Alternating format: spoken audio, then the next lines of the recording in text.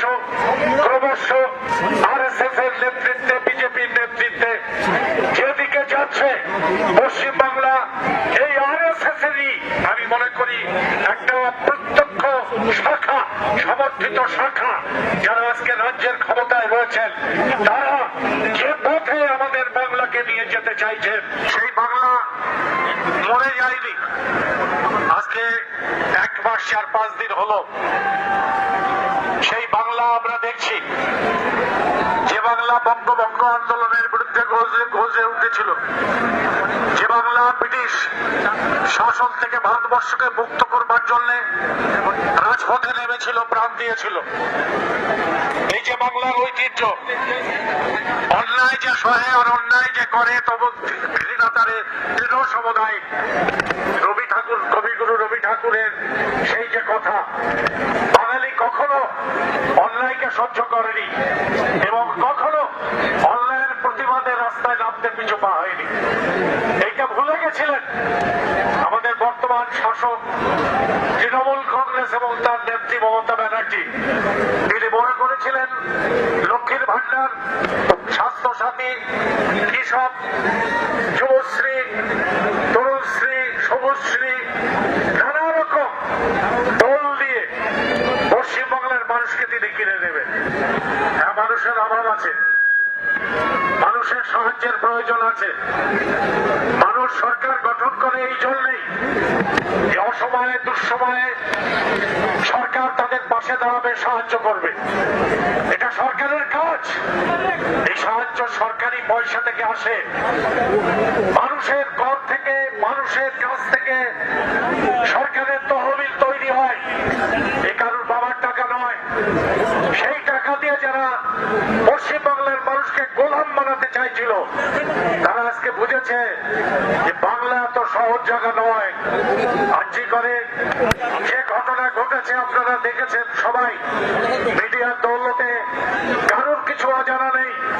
শিউরে উঠতে হয় যে একটা স্বাস্থ্য ব্যবস্থার মধ্যে, যেখানে মানুষকে বাঁচাবার জায়গা, যেটা মানুষের বাঁচার জন্য একটা মন্দির, যেখানে ডাক্তাররা মানুষের প্রাণ বাঁচায়, সেই জায়গায় কিভাবে দুর্নীতির বাসা তৈরি হয়েছে এবং সেই বাসা কত ব্যাপক এবং বিস্তৃত, মঠ থেকে শুরু করে রেস্টরুম পর্যন্ত কোথাও এই নেকড়ে হাইনাদের হানার বাইরে থাকছে না। আজকে লজ্জা করে যারা সমাজের উচ্চ শিক্ষিত মানুষ, যারা মানুষের সেবার জন্য ডাক্তারিতে উচ্চ শিক্ষা গ্রহণ করে মানুষের সেবায় ব্রতী হয়েছিলেন, সেই সব মানুষের যে চেহারা বেরিয়ে আসছে আজকে গোটা পশ্চিমবাংলার স্বাস্থ্য ব্যবস্থা জুড়ে যারা আধিপত্য চালাচ্ছে, সেই চেহারা দেখলে ভয়ে শিউরে উঠতে হয়, ভয়ে কেঁপে উঠতে হয়।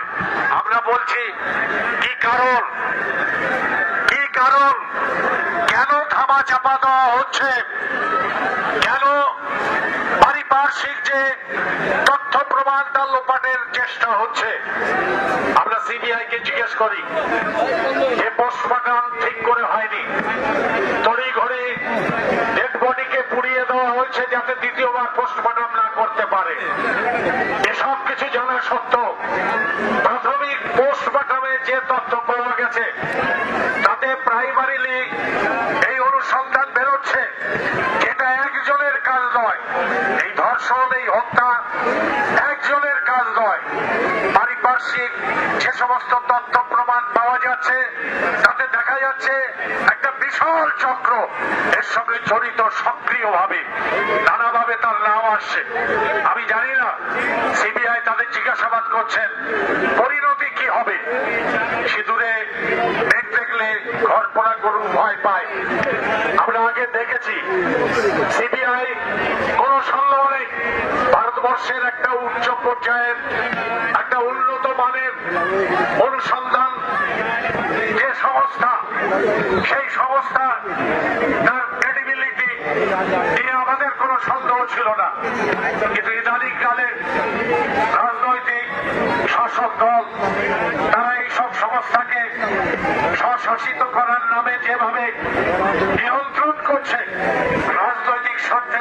করছে তাতে বড় বড় ক্রাইম চাপা পড়ে যাচ্ছে, বড় বড় অপরাধ, সেগুলোর যে রহস্য সেই রহস্য ভেদ হচ্ছে না। আমাদের রাজ্য একের পর এক মামলার কথা বলা যায়, যে মামলাগুলোর রহস্যভেদ সিবিআই করতে পারেনি। আমাদের কাছে এটা রহস্যজনক।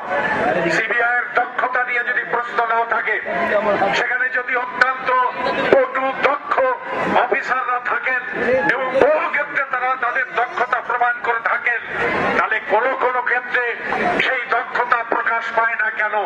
মানুষের সন্দেহ। গতকাল সুপ্রিম কোর্টের বিচারপতিরা বলেছেন যে সিবিআই মানুষ সন্দেহের চোখে দেখছে, সিবিআই এর দায়িত্ব সেই সন্দেহ নিরসন করার, মানুষ যেন তাদের সন্দেহের চোখে না দেখেন, তারা যেন সত্য উদ্ঘাটনে কোনোভাবে প্রভাবিত না হয়, পিছিয়ে না আসে। মানুষের আস্থা যদি সিবিআই এর উপর চলে যায়, মানুষের আস্থা যদি বিচার ব্যবস্থার উপরে চলে যায়, তাহলে সেই দেশে গৃহযুদ্ধ ঠেকাবার ক্ষমতা কারো নেই।